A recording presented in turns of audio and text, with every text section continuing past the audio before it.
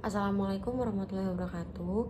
Perkenalkan, nama saya Rini Ramadhani dengan NIM 08061182227012. Di sini saya akan menjelaskan tentang analisa jurnal dengan judul Pengaruh Pelatihan Terhadap Pengetahuan tentang Gizi Buruk dan Interprofessional Collaboration Petugas Puskesmas.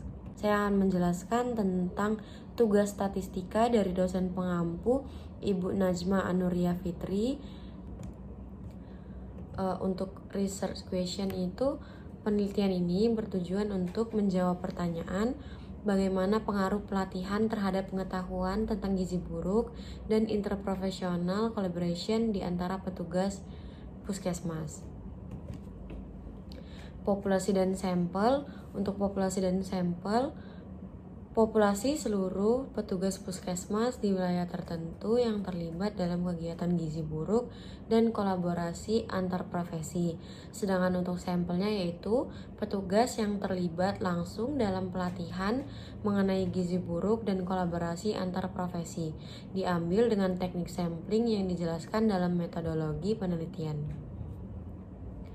Jenis data collection, data primer dan data sekunder. Untuk data primer, data diperoleh langsung melalui kuesioner dan wawancara dengan petugas puskesmas yang mengikuti pelatihan.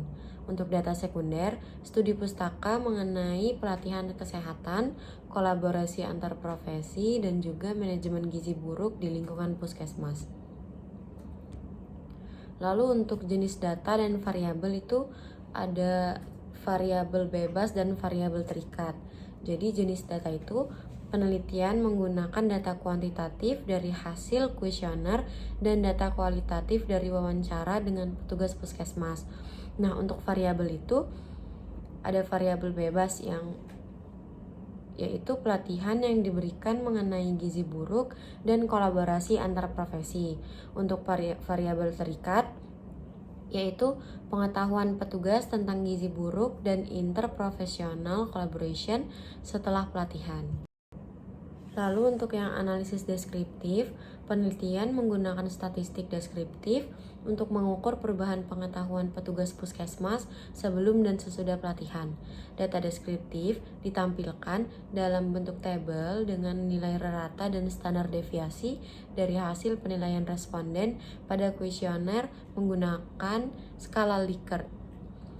Data dapat disajikan dalam bentuk tabel atau grafik yang membandingkan rata pengetahuan sebelum dan sesudah pelatihan. Misalnya, tabel dengan kolom untuk penilaian sebelum dan sesudah pelatihan lengkap dengan standar deviasinya. Lalu, untuk kesimpulan, penelitian menunjukkan bahwa pelatihan meningkatkan pengetahuan petugas tentang gizi buruk dan interprofessional collaboration.